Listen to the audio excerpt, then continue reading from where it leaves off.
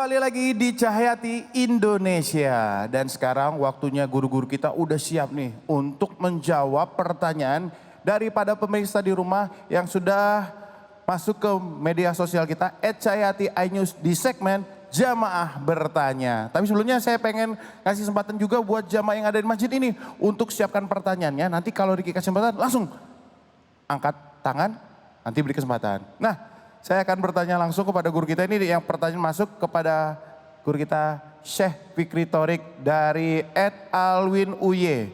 Syekh, saya pernah beribadah di salah satu masjid. Saat itu saya ketinggalan 1 rakaat dan saya ingin sholat. Saya melihat sholat anak kecil yang saat beribadah namun dia ngupil. Nah, batal dong saya ibadahnya. Tapi kan dia masih kecil, apakah diberi toleransi? Ini pertanyaan luar biasa. Terima kasih Alwin Uye. Tafadhol guru, silakan. Ya salam. Ya salam dulu dong ya. Ya salam. Ah, lemes banget. Ya salam. Ya salam. Jadi tadi dia masuk satu masjid. Ya. Ngelihat ada anak kecil ngupil. Ngupil. Ngupil tuh kayak gimana sih ngupil tuh? Ngupil itu kayaknya mencari celah-celah yang sangat diinginkan gitu. Jarinya dimasukin ke dalam hidung. Iya betul. Untuk mengambil kotoran hidung yang kering gitu ya? Iya. Itu kan ngupil namanya? Betul. Ya sebenarnya gerakan sholat itu kalau menurut madhab Imam Syafi'i jangan lebih dari 3 harokat. Di luar gerakan sholat yang seharusnya, misalnya kayak kita gatel gitu ya. Itu jangan sampai gerakannya itu lebih dari 3 harokat sampai begini. Ah ini kalau bagi madhab Imam Syafi'i membatalkan sholat. Juga madhab-madhab yang lain juga menganjurkan untuk tidak banyak bergerak dalam sholat di luar gerakan yang seharusnya. Termasuk ngupil itu. Namun yang dilakukan anak kecil itu, kalau ngupil itu tidak, selama tidak bergerak sampai tiga gerakan ya tidak membatalkan sholat. Ya anak kecil. Dan gini, kotoran yang najis itu adalah kotoran yang keluar dari 2 lubang. Kubul dan dubur. Artinya kemaluan depan dan belakang. Kubul dan dubur. Kan ada 5 nih, 5 lubang nih di tubuh kita nih. Mulut, terus hidung, telinga, kubul dan dubur. Ya, kemaluan depan dan belakang. Nah, yang najis itu yang keluar dari kubul dan dubur. Kalau di madhab Syafi'i kecuali air mani, itu tidak najis. Yang lainnya najis. Nah, yang keluar dari hidung, dari telinga, dari mulut itu tidak najis. Tapi namanya orang sholat dalam masjid tidak pantas untuk membuat apa? Membuang kotoran. Kalau dianya ngupil gitu kan, kotorannya kebuang. Nah itu kemana itu tuh anak tuh? Anak siapa sih itu? Kagak tahu ini kayaknya. Jadi ruwet aneh jawabannya. Itu anak siapa itu? Kasih tahu bapaknya. Ya kan? Kasih tahu orang tuanya kalau kita kenal, kasih tahu bahwa jangan banyak gerakan dalam sholat. Makanya disunahkan loh ya. Kita sebelum sholat itu bersihkan kotoran hidung kita semaksimal mungkin agar tidak mengganggu sholat kita. Itu sunnahnya begitu. Masya Allah. Nah kalau begitu langsung saya kasih kesempatan buat jamaah nih. Saya yang mau bertanya sama guru kita Syekh Fikri Thorik. Ya kamu silakan, nama siapa? Saya Lydia dari Sepatan Tangerang, Majelis Talim An-Nur. Ingin bertanya, Syekh Fikri, ketika kita sedang sholat dan saat kita hendak sujud, ada seseorang yang lewat di depan kita. Nah, bagaimana ini, Syekh? Jadi waktu pengen sujud, ada orang yang lewat. Ini mungkin sholat sunnah kali ya. Nah, pertanyaannya saya bukan itu, Syekh. Siapakah ya orang yang lewat itu, Syekh? Nah, kita nanya lagi tuh yang lewat siapa itu? Nah jadi begini, oleh karenanya dalam Islam itu kita disunnahkan oleh Nabi kita Muhammad sallallahu alaihi wa alihi wasallam menaruh satrah. Ya, kita menaruh itu tuh. Satrah itu kita taruh ya di depan kita. Itu satrah itu minimal tiga ini nih, tingginya nih. Ini satu ini nih apa namanya? Namanya, hah? Satu telapak nih, Iya. 3 telapak minimal. Tingginya 3 Tingginya. telapak. Iya. Nggak usah satu meja tinggi begini, nggak usah. Kita kasih batasan supaya menandakan kita sedang sholat. Kadang-kadang orang kan juga dia nggak ngeh kita sholat. Atau disangkanya kita lagi, apalagi tadi pas mau sujud lagi duduk mungkin dianggapnya tidak sedang sholat, dia lewat. Nah disunahkan juga apabila orang itu ada mau lewat di batas sholat kita sampai ke sujud, kita halangi dengan apa? Tangan. Tapi kalau orangnya maksa ya udah itu bukan apa? Bukan salah kita lagi. Bukan salah kita lagi. Itu kesalahannya dia. Kalau udah begini orang dia tetap begini. Ya ini jadi sholatnya jadi rusak. Ngadep begini kan jadi rusak sholatnya kan. Ada orang gitu emosi kan. Naudzubillahi min dzalik. Nah kalau duduk di antara 2 sujud, ada orang mau lewat, kita giniin. Kalau misalnya kita giniin, dia tetap mau lewat, ya udah kita kasih dia lewat, kita jangan sujud dulu. Jangan kita jadi di sholat tapi kitanya jadi kayak orang mau berantem gitu. Iya. Jadi orang pas mau lewat, malah kita paksain sujud juga. Ayo mau lewat mana lu kan. Jadi kan sholat kita jadi rusak. Ngerti ya? Contoh begini nih, ini kan begini nih ya. Ya kan? Ini kan duduk di antara 2 sujud. 2 sujud. Begitu orang mau lewat gitu kan kita giniin. Iya. Lah kagak mau, kita langsung sujud begini, ayo. Kan kacau. Mesti udah biarin aja dia udah maksa lewat ya, biarin aja. Semoga Allah ampunin kesalahannya dia. Amin, amin. Mungkin karena ketidaktahuan juga dan tidak semua orang itu melakukan itu karena kesengajaan, bisa jadi karena ketidaktahuan. Nah inilah pentingnya syiar agama. Tidak boleh melewati orang yang sedang sholat. Masya Allah. Begitu, jadi kita tahan emosi kita. Kalau di sholat aja kita udah nggak bisa nahan emosi, gimana di luar sholat? Nah jadi orang itu sudah lewat, baru deh kita sujud. Makanya kita diajarkan untuk urusan sholat ini, kata Nabi SAW, Sallu kama ra'aitumuni usolli. Sholatlah kamu seperti aku sholat. Makanya narok kita. Sitir itu kita harus taruh di depan kita. Iya. Ya. Nah insya Allah orang kalau udah kita taruh di depan kita, makanya di masjid-masjid itu kan ada banyak tuh disediakan tuh. Iya. Ya kan, untuk taruh di depan kita. Seperti apa tuh? Apa? Papan Iya. Papan di depan ya guru ya. Iya. taruh di situ. Jadi kita kan orang tahu kita lagi apa? Lagi sholat. Iya. Dan satu lagi, saya ingin tambahin di luar pertanyaan. Silakan, Jangan suka sholat depan pintu masjid. Itu juga hukumnya makruh. Jadi menyusahkan orang. Betul. Mau masuk mau keluar dia di depan pintu begini. Kecuali jamaah emang lagi full lagi sholat Jumat. Tapi nanti Kebagian. pas sholat sunnahnya jangan depan pintu masjid. Ya. Nah itu juga kita harus tahu, paham keadaan. Jangan kita sengaja sholat sunnah depan orang keluar masuknya jalan. Iya. Gitu ya. Oke. Jadi Ya, kita- salam. Ya, yes salam. Jadi kita juga iya. Ini tadi ini yang lewat itu bapaknya tuh anak tadi yang ngupil apa? Kayaknya ini saya. Yang lewat tadi bapaknya, yang mobil tadi anaknya itu kayaknya saya. Ya salam. Ya salam. Masya Allah, jazakallah khair. Guru, terima kasih sudah menjawab pertanyaan dari jamaah yang ada di masjid. Kita langsung ke guru kita yang kedua, Al Ustadz Hasan Kosasi. Nih, Ustadz nih sebelum ada pertanyaan dari jamaah di masjid, saya mau nanya dulu nih dari yang pertanyaan sudah masuk ke media sosial. Fatimah Sarah, Ustadz kenal? Kayaknya sih belum. Kayaknya Ustadz ya. Pertanyaan gini Ustadz. Assalamualaikum Ustadz, bagaimana cara menghilangkan rasa cembokur Ustadz? Iya. Akan keberhasilan seseorang yang memiliki segalanya. Namun atas bantuan orang tua mereka atau bahasa gaulnya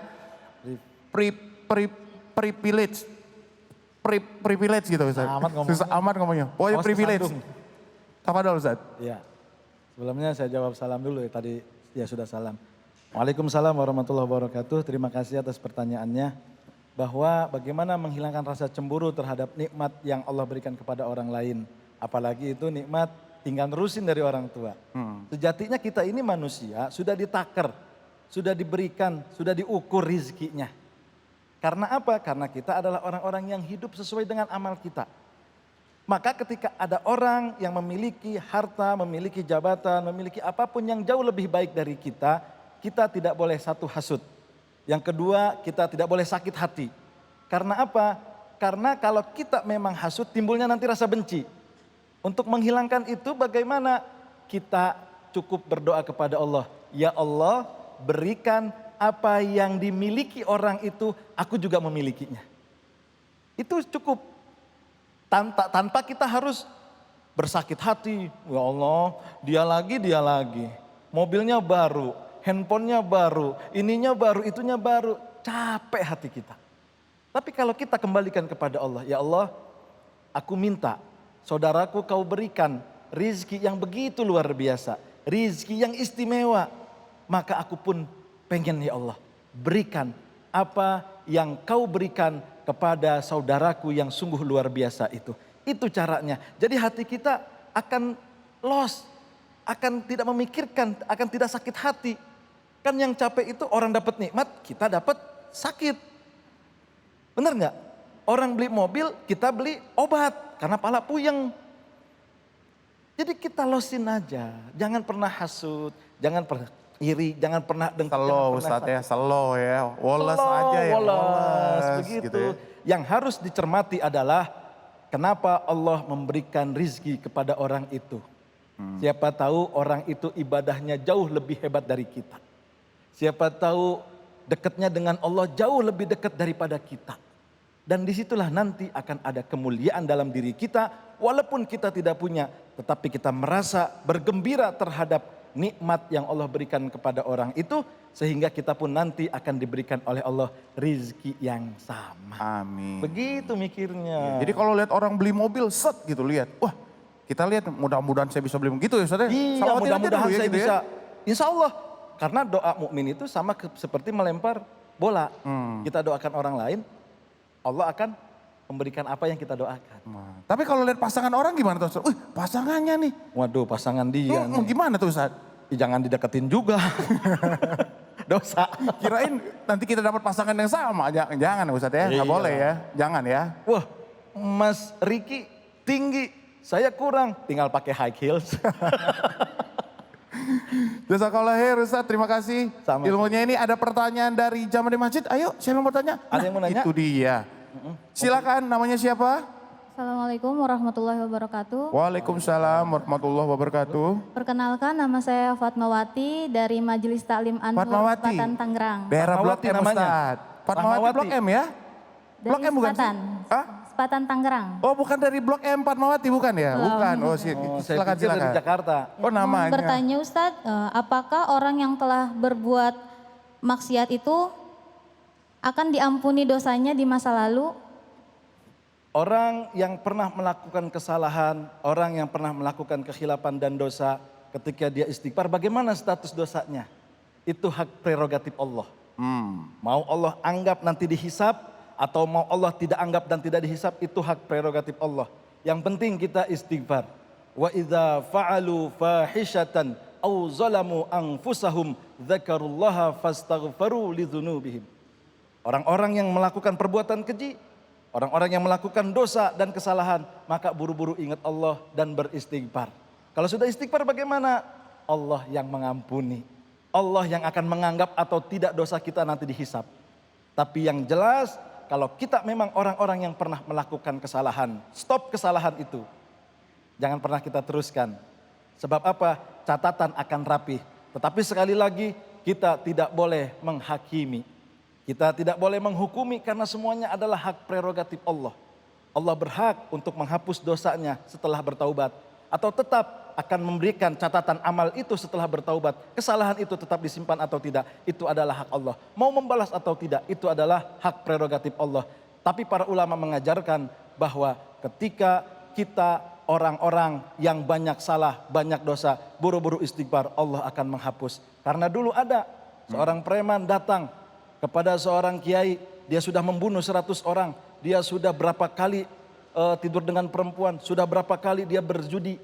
minum minuman keras, tetapi dia diberikan jalan untuk bertaubat dan pergi ke kampung yang tempat dia taubat dari tempat dia yang ahli maksiat. Dan di tengah jalan akhirnya belum sempat melakukan ibadah, baru dia bertaubat. Ternyata Allah sudah ambil menjadi ahli surga. Masya Allah. Karena apa? Karena taubatnya. Jadi tetap husnuzon sama Allah. Tetap baik sangka bahwa ketika kita melakukan dosa itu, kita beristighfar, insya Allah Allah akan hapuskan dosa itu. Tapi ingat, jangan pernah kau lakukan lagi. Jangan pernah kita lakukan lagi kesalahan dan dosa yang sama. Karena apa? Khawatir Allah akan membenci kita karena mengulang-ulang dosa yang pernah kita lakukan. Iya, kalau gitu namanya tobat sama ya Ustadz ya. Hari ini dosa, wah tobat aja ah. Tobat, sholat tobat gitu. Besok lakuin lagi Ustadz, kan banyak begitu. Nah itu sudah menjadi orang yang memainkan taubat. Kan orang, mohon maaf ya, Ya. non-muslim, lalu muslim, Iya. non-muslim, lalu muslim. Allah kasih 3 kali. Allah kasih kesempatan 3 kali. Summa amanu, summa kafaru, summa amanu, summa kafaru, summa zdadu kufron. Dia selamanya akan dianggap sebagai orang yang bersalah. Taubat, dosa. Dosa, taubat. Taubat lagi, dosa lagi. Taubat lagi, dosa lagi. Sampai 3 kali. Maka kalian kalau kita kiaskan ke ayat ini akan menjadi orang-orang yang dianggap bersalah oleh Allah selamanya. Nauzubillah min Nauzubillah dzalik. min dzalik. Tapi Ustadz ini tadi menyambung pertanyaan dari saudara Fatimah ya tadi namanya. Fatmawati ya. Rahmawati. Yang dari Blok M. Tapi ternyata dari Tangerang Ustadz. Sepatan. Iya, Sepatan Tangerang. Ini kalau misalnya, kalau kita kan bingung itu Ustadz yang dikategorikan perbuatan maksiat itu apa aja sih, bukan melakukan zina, bukan Ustadz. Ini yang kira-kira termasuk cuman ngelirik doang, ngelihat doang yang bukan miliknya, yang bukan tidak menjaga, itu termasuk kategori maksiat juga Ustadz? Sama maksiat juga. Melihat astagfirullah begini. Tuh gitu Ustadz. Enggak ditutup semuanya. Melirik yang bukan haknya. Maka termasuk kesalahan dan juga kemaksiatan. Tapi katanya kalau melirik sekali tapi nggak berkedip nggak apa-apa Ustadz. Jadi lihatnya gini, jadi jam berkedip-kedip gitu Ustadz. Itu namanya bener nggak? blok itu namanya. Jadi kalau memandang ketika ada yang bukan hak, maka kita alihkan pandangan kita. Masya Allah cantik, udah. Jangan Masya Allah cantik, Alhamdulillah dipelototin. Mentang-mentang sekali melihat. Jadi itu tetap kesalahan. Godul basor, menjaga pandangan juga adalah termasuk ibadah. Dan melanggar itu, kita tidak godul basor, maka termasuk kesalahan. Masya Allah, terima kasih sekali lagi kepada guru-guruku ilmunya hari ini. Mudah-mudahan jamaah yang ada di rumah, jamaah yang ada di masjid juga sudah dapat ilmu yang luar biasa. Pertanyaannya dijawab dengan baik dan insya Allah kita terapkan dalam kehidupan sehari-hari. Semoga kita menjadi manusia yang lebih baik lagi, betul nggak? Ini teman-teman masih semangat nggak? Lapar? Lapar? Enggak? Ya pokoknya kita habis ini kita kasih kesempatan juga buat para jamaah yang ada di rumah. Nanti yang mau bertanya nanti kepada guru kita boleh langsung aja pertanyaan kirimkan ke Instagram @cahayahati_inews. @cahayahati_inews. Insya Allah nanti semua pertanyaan akan dijawab sama guru-guru kita. Jadi buat semuanya pemirsa yang ada di rumah dan jamaah yang ada di masjid. Setelah yang satu ini kita akan belajar ngaji di segmen Ngaji Yuk. Jangan kemana-mana, setelah yang satu ini tetap bersama kami di Cahaya Hati Indonesia.